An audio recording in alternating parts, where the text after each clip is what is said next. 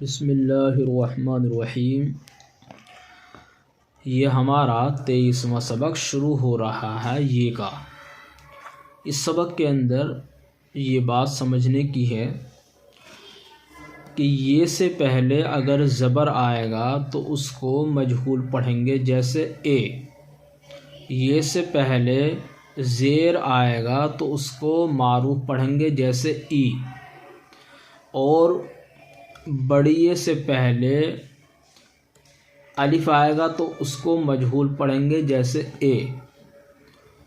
और इसी तरह से ये बे की मिसाल है। बे से पहले यानी ये से पहले ज़बर आ रहा है तो उसे पढ़ेंगे हम मजहूल। तो बात समझने की ये है कि अगर ये से पहले, छोटी ये से पहले अगर ज़बर आता है तो उसको मजहूल पढ़ते हैं, जैसे यहाँ पर बताया गया।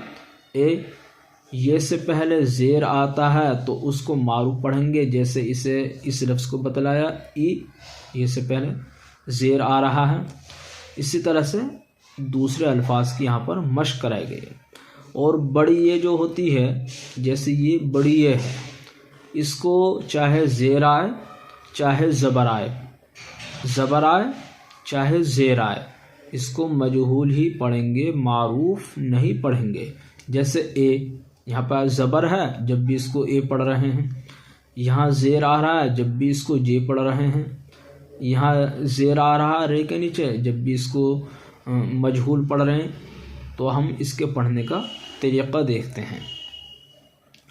ए ई ए, बे बी बे, जे जी जे, दे दी दे, रे री रे, से सी से, फे फी फे, के की के, ले ली ले, मे मी मे, ने नी ने, वे वी वे, हे ही हे। ये हमारा 23वां सबक अल्हम्दुलिल्लाह मुकम्मल हुआ।